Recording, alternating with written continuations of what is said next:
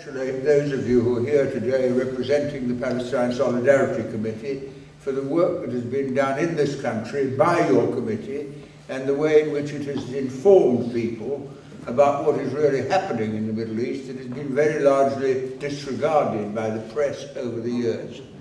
What we have now in Palestine is an Israeli state, which is in effect an American colony, armed with nuclear weapons, that has been made war on the Lebanon, made war on the Gaza, still preserves a blockade on the Gaza, which is an act of war, and is calling upon the British government to bomb Iran because Iran has developing nuclear power, whereas Israel has nuclear weapons. And it was because of the campaigns organised in this country by the Palestine Solidarity Committee that many people became aware of what was really happening and decided that they would not accept it anymore. So I pay my tribute to you very sincerely, because movements are not made by individuals, they're made by large numbers of people who feel committed and get together and demonstrate and do what is necessary. And the situation in the Middle East does centre to a very large extent around the treatment of the Palestinians. They've lived there for hundreds, thousands of years in Palestine. The Jews came in originally when the Zionist movement began. They were even talking about going to Uganda. And although this idea never found favour with the American Jewish community, the idea that this really was a colonial settlement was launched into the public mind by this idea. And then in the First World War, the Balfour Declaration was given by the British Foreign Secretary, and that was because they wanted America to join the war. America was then neutral, and there was a very strong body of opinion in the United States that would have come into the war if they thought an Israeli state could be set up in Palestine. And then after that, when Britain had the mandate, the rich Jews came in, they bought farms and land off the Palestinians, and then in 1936 there was an Arab revolt against all this, and the British were the administrators. And then after the Second World War, the situation changed because of the Holocaust. And I think many people in this country, and I certainly was one, remember very vividly the Holocaust, what was done by the Nazis in Germany to the Jewish community, and there was a lot of sympathy for those who said the Jews have no home. And so the Jews settled in Palestine, and then in 1948 they declared a state. They said, we are the state of Israel, and they got recognition, and that is the beginning of the situation we now have, where Palestinians have been driven out of their homes, they've been driven off their land, the Israelis have occupied territory allocated to the Palestinians, and they have made war, as I mentioned, against the Lebanon and against Palestine itself. And this situation cannot be helped by having so-called peace talks, because the peace talks that are going on really barely conceal the fact that the main supporters of the Israelis are the American government. The Americans give more money to Israel than they give to all the sub-Sahara countries in Africa, whose needs are far greater. Israel has nuclear weapons. The Americans are supplying them with very, very heavy arms. And it looks so often as if Israel really determines American policy in the Middle East.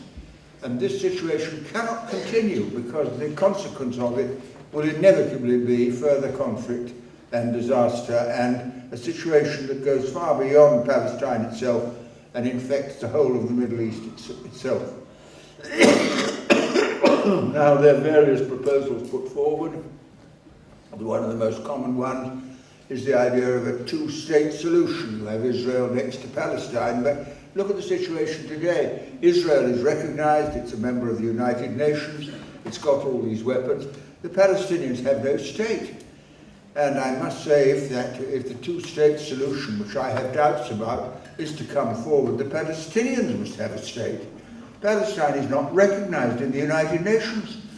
Palestine has no legal status in the world. It's just pleading for justice against an oppressive colonial regime. And it may be, and there are many who take this view, and I've taken it for a long time, that the answer is a single state, where Jews and Palestinians can live together, and I think that probably offers us the best hope. But to do that means you have to dissolve Zionism, and Zionism is, of course, the core of the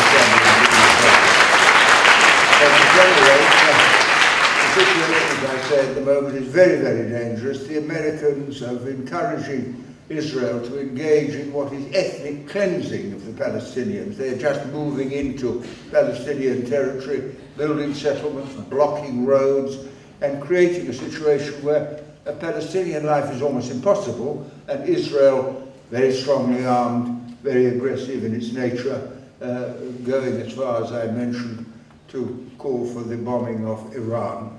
And so that's the challenge that the Palestinian Solidarity Committee faces here. And if you do say this, then of course the Israeli government will say you're anti-Semitic and all the rest of it. Gerald Kaufman, who is himself Jewish, has made very, very clear statements exactly along these lines and has been described as anti-Semitic, though he's Jewish himself. And anyway, if you look it up, the Palestinians are Semites as well as the Jews, the Semites, the people who live in that part of the world. Palestinians. The thing is nonsense, and it has got to come to an end.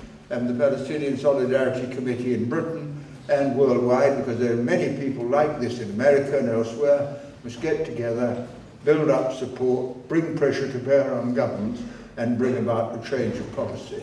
And I am an optimist. I think at my age, I'm 85, there's not much choice to be anything but an optimist. And I do believe that pressure does produce results. I think what's happened in Tunis is an example, and all over the world there are people who want justice, but they don't have the courage or organisation to defend justice, and that's what the Palestine Solidarity Committee is doing. And I think if we can continue to build this campaign, we shall restore rights to the Palestinian people, give them a state, give them a status, give them international recognition, and that, I hope, is what will be done by this committee in the months that lie ahead. So thank you very much for inviting me, and I wish you all success. Thank you.